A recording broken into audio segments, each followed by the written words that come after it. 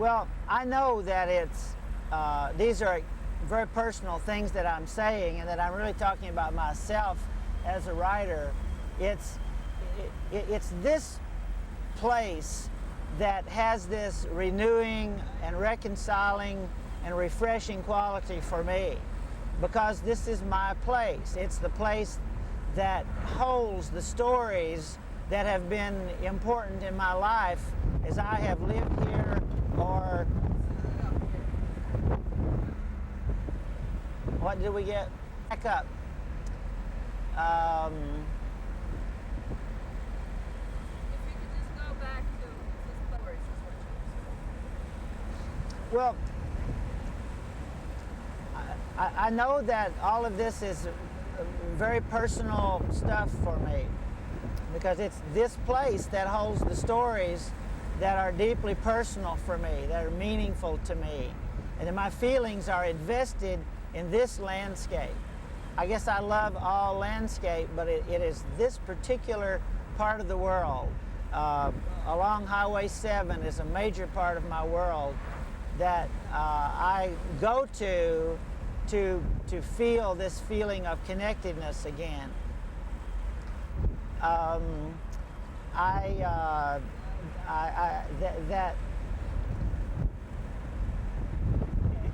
The regional literature that I'm talking about is deriving from such feelings that the writers have about the places that are important to them, and that this is a felt thing in the written work. It's a quality that's in the work that no visitor to this landscape can get hold of. It just is not possible, any more than it would be possible for me to go visit some other culture or traditional place and be able to write about it from the inside. It's the difference between writing about it from the inside and from the outside. And I think that what's special about the literature that is coming from the mountains here, and simultaneously literature coming from other parts of North America, where poets are at work and writers are at work, is that it is celebrating the great strength and the enduring quality of the life and the feelings that the people still have about the place. See, there is this bias among, let's say, filmmakers and television producers and thinkers in the great media centers. There's this biased thought that this life doesn't exist, that these feelings don't exist among people anymore. And that is so ignorant, and it's so oblivious to what we here all know and take for granted.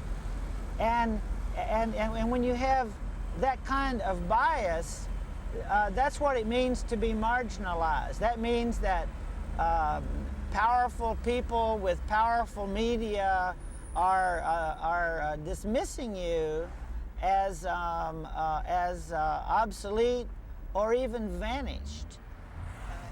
But this is simply a failure to be open to the idea that I think most Americans actually have this sense of themselves as local people, and who live in a more or less traditional way, but mass media is very unwilling to accept that.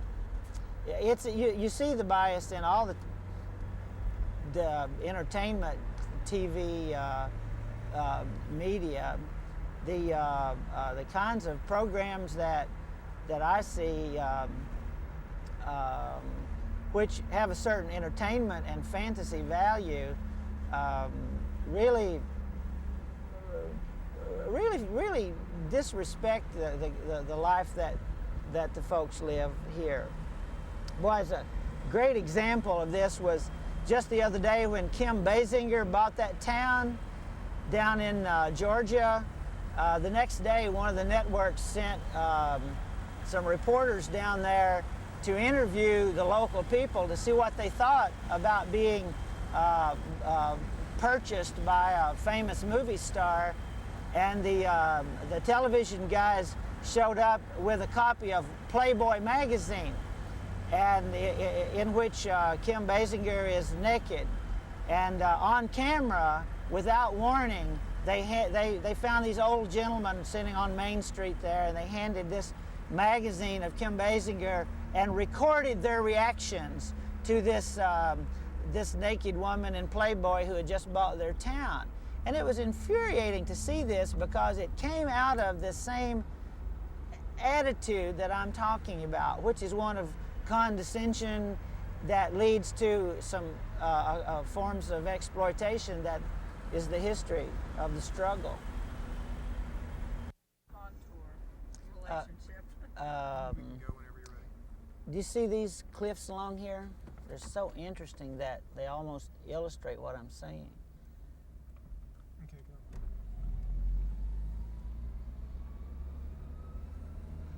Yeah, go ahead. Well, I think in Fat Monroe, the fact that the story takes place on a two-lane road is really important to the story. The roads here in this part of the country have always been two-lane roads that have been built according to the contours of the landscape. That up until the 60s, we just didn't have the machinery and the technology to override the lay of the land, so to speak. Most of these older roads were built with a lot of hand labor, a lot of people involved, and machinery that was, of a modest size.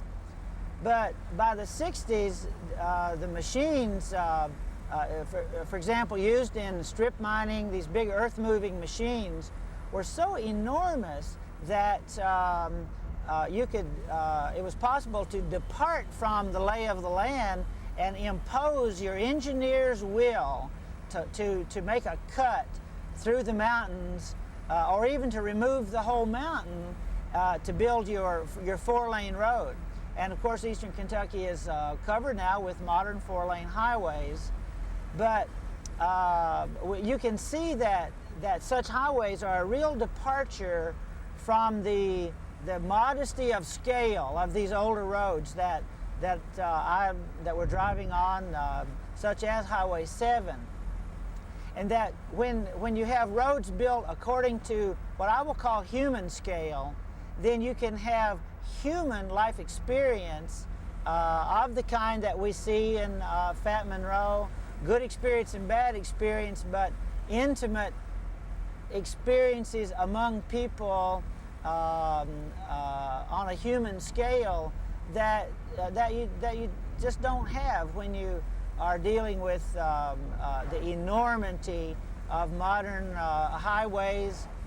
And then, it's an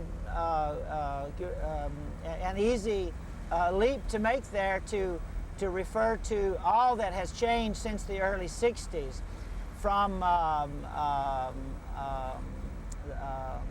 communications in a human scale to mass communications of the kind you have when you have network programming. The intimacy is lost, and you develop an abstract national consciousness that threatens to override the intimacy of local and human scale consciousness. And I think regional writers want to work against that tendency.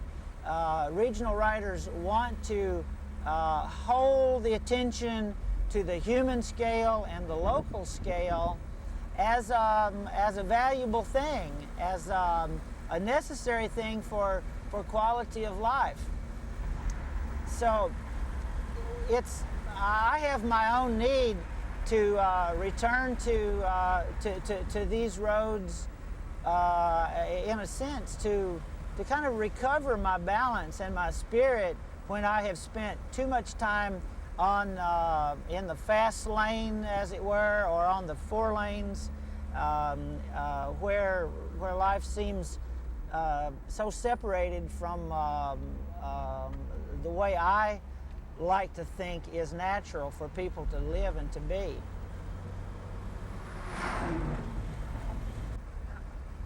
One more question. All right. Who's Fat Monroe written for? Oh, I wrote Fat Monroe for myself. Fat Monroe is a pretty personal story. It's has a feeling in it, I think, that I felt a lot when I was a kid, and I needed to do something with those feelings, and so I've tried to find a way to dramatize inner life experience. And insofar as the story may be interesting to other people, maybe it's because we all are people who live lives that really are remarkably alike in some ways, and that the personal experience that's recorded in the story is surely a universal experience that people everywhere would know. As the story has been published and been in print, I have watched people over the years respond to it and to say that they can identify with the feelings of the story, and so that has, you know, been pleasing to see a growing audience know the story, and it's just a natural evolution, I think, for a story to find its way in the world and linger. That if a story would linger in the community experience over time, over many years, then maybe something about cultural continuity or connectedness among people across several generations becomes possible through literature. And this is a valuable thing, I believe.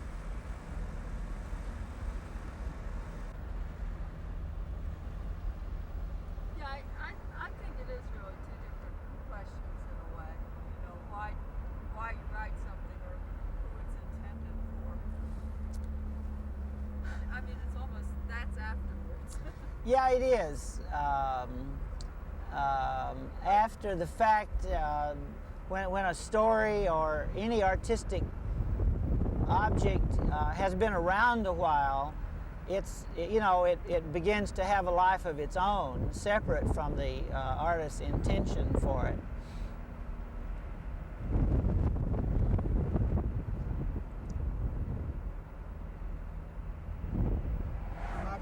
Yeah, it's like, you know, I mean, just for me, when I'm doing a piece, I'm doing it for myself. There's no question about it. It's very clearly, you know, I want to know something about that, or I need to know something about that. So that's why I'm doing it. And it's the artist's function to see and to try to know, and then to render that in a made thing like a story or a song or a poem, and give that to the community, because that's where it started in the first place. And the process of creating something and having it become then available to the community is a very ancient thing.